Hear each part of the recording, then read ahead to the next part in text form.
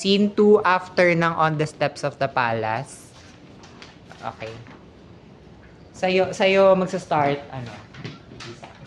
Ay, Rosa. Mga kwento. Mga kwentong hindi ko man lang naibahagi. Ang sariling kasaysayan na pahihintuin ang mga pangarap na hindi naman akin. Mukhang meron na namang gumawa ng atraso sa'yo. Binibini. Para bang sinasaksak mo na ang walang malay na papel. Naku, Darian ka pala. Ano ginagawa mo rito? May kailangan ka ba? Ako, dadalhin ko na lamang sa'yo. Wala naman, Rosa. Ngunit, para bang malalim mong yung iniisip. Tungkol ba yan kay Atong? Atong nga ba? Antonio ang kanyang pangalan, David. Tama. Antonio, mga Salazar. Oh, hindi ka ba nasisiyahan? Bala kang ikasal ng iyong ama sa pinakamayamang pamilya sa ating lugar. Baka si Antonio na ang maging sagot sa pangarap mo na mag-ibang bansa.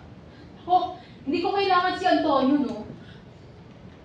Ang ibig kong sabihin ay, oo, masaya naman ako. Masaya na masaya sila mo, ba't ka pa?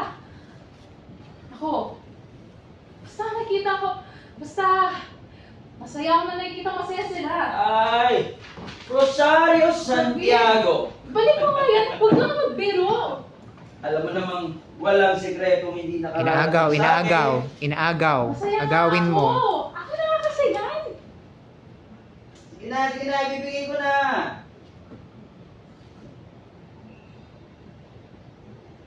Ngunit, siguro naman, sa haba ng ating pinagsamahan maaari ko bang malaman na bumabagabag sa iyong isip?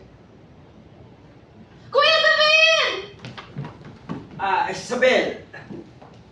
Ikaw pala. Nay, ito ka pala. Oh, ano ba yan? Anong ginagawa mo? Wala, nangangamusta lamang. Napalitaan ko kasi na nagkaroon ng anunsyo ang Senyor Santiago. Ang usap-usapan ikakasal na raw sa mga Salazar ang iyong ate. Totoo ba yun? Sus! Kuya David, alam ko namang alam mo na ang mga pangyayari. Chismoso. Aba, masisisi mo ba naman ako? Baka nalilimutan yung halos kapamilya niyo na rin ako.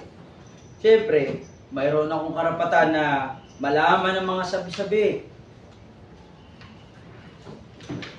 O anong plano mo ngayon, Rosa?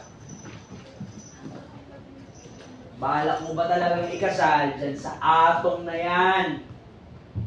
Baka naman pwede mo muna makumbinse sina Senyor at Senyora Santiago na pag-iisipan mo muna. Hindi ko rin alam kung ano pang pwede kong gawin. Gusto ko talaga maging manunulat at mag-aral sa Paris, ngunit alam kong putol si Papa sa gustuhan ko. Paris? Ate, ang naya naman nun. Hindi papayag sila papa. Lalo na mapano ka pa nun. Paano kung merong masamang mangyari at sa'yo at wala kami? Oy, makapag-isip naman tong batang to. Paano mo malalaman kung mayroong masamang mangyayari? Hanggang sabi-sabi ka lang din naman nakikinig, aber. Sama pang mag-alala. Eh, ikaw nga. Hindi ka ba mag-aalala kay ate pag ng ibang bansa siya? Hindi. Hindi raw. Sa bagay, lagi ka namang kampi kay ate.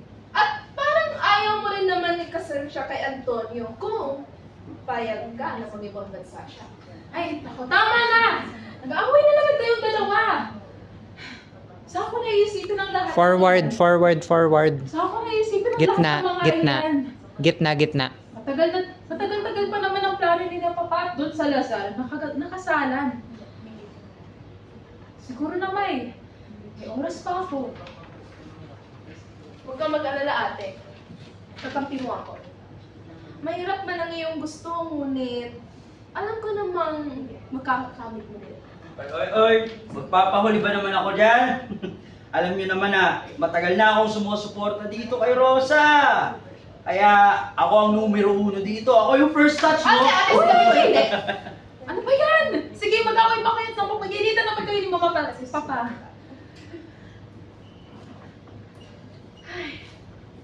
Pero, kahit palagi akong ginaganyan ni Kuya David, sana, habang buhay tayo na.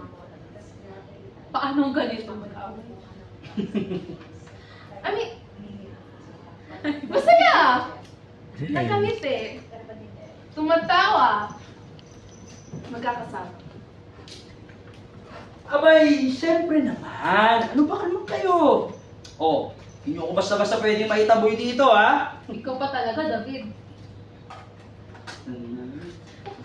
Kerry.